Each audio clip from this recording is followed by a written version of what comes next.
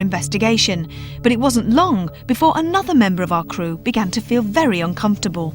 I hate to say this, but my left arm is burning. Is it? Is it? It's been doing it for about the last 2 minutes, and it's becoming uncomfortable. Okay, now there's another transference again. And again, this could be the reflection of certain things that had happened to these poor men in a scenario, being stuck, being burnt, and blessed and not being able to do a thing about it and having to go through that experience. It's really like on fire. It's really uncomfortable. Yeah. Okay. You made your point on this. Right. Do you smell burning? Yeah. Yes, absolutely. No. Absolutely. Smell it, Evie. Oh my God, it stinks! Yes. Smell it! Yes. Smell it! It's there. Smell it, guys! Okay, come on. Okay. Oh Absolutely. My God. Yeah. Yes. Smell it. Look. Smell it. Yeah. Okay, take it off now. Come on, it's most uncomfortable. Let's talk to it. Yeah. Put a torch on it. Yeah. What is it? Okay. All right. Oh, yeah. Smell it. Is it Come on. anybody able to smell Yes. it, Craig? Smell It's it. the burning, the hairs, and also the beginning of the flesh. That is burnt.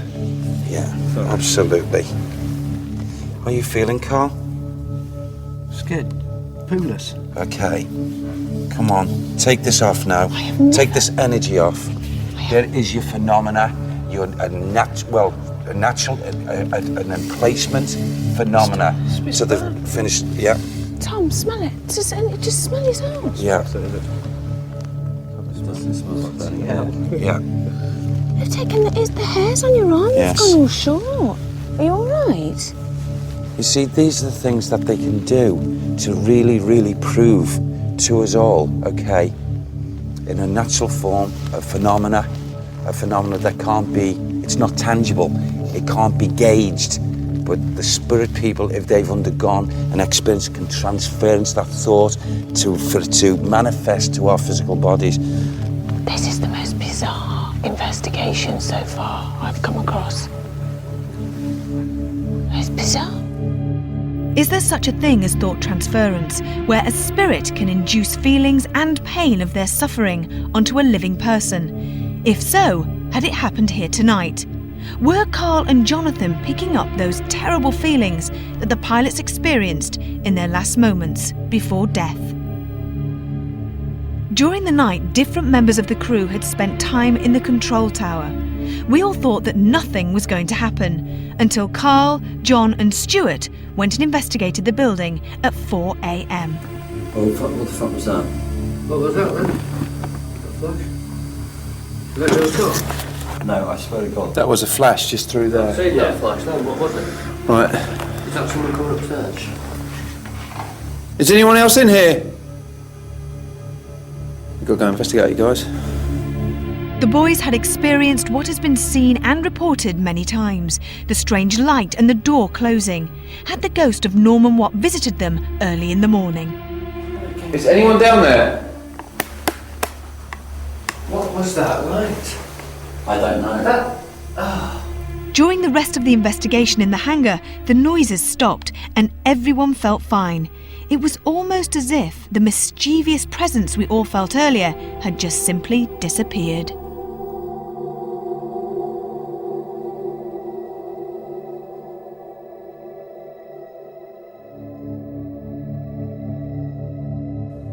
There were so many items and artefacts here for Derek to actually pick up on. Bits of metal that had actually taken lives away. I knew it was going to be good. And we certainly weren't disappointed. It didn't take me long to understand that there was an individual, a man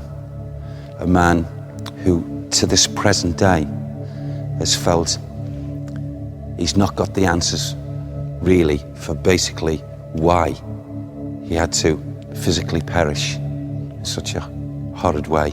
I think when Derek picked up on Norman Watt, the poor unfortunate Spitfire pilot, There's absolutely no chance whatsoever that Derek would have known anything about that before he came here.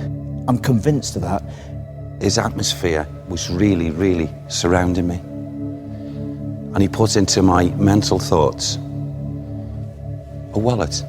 The fact that he actually said that he'd lost something, and of course it was the lad's wallet, and that wallet is actually here in a polythene bag in a drawer. Even I didn't know about that. I'm totally convinced that Derek actually got through to that lad. It was absolutely fascinating. It's convinced me beyond all doubt, A, of Derek's ability, and B, that there are ghosts. This place is most definitely very active.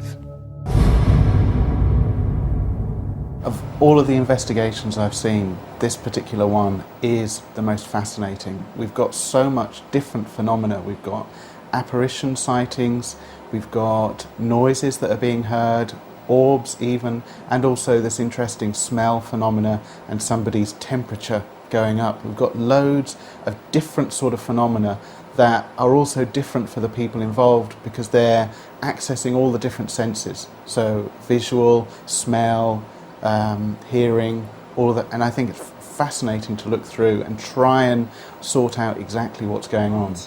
But something in this wallet that he's concerned about.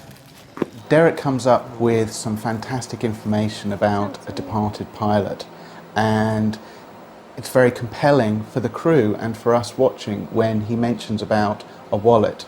This is fantastic information because it is very, very personal and not something that could be guessed.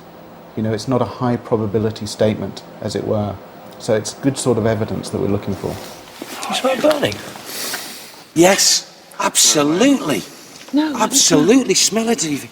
Oh my God, it stinks. Yes. Smell it. Yes. Smell it. It's there. At some point, Carl feels that his arm is burning and actually says, "Oh, my arm's burning," and then the crew start to react and they touch it and they also smell burning. Look.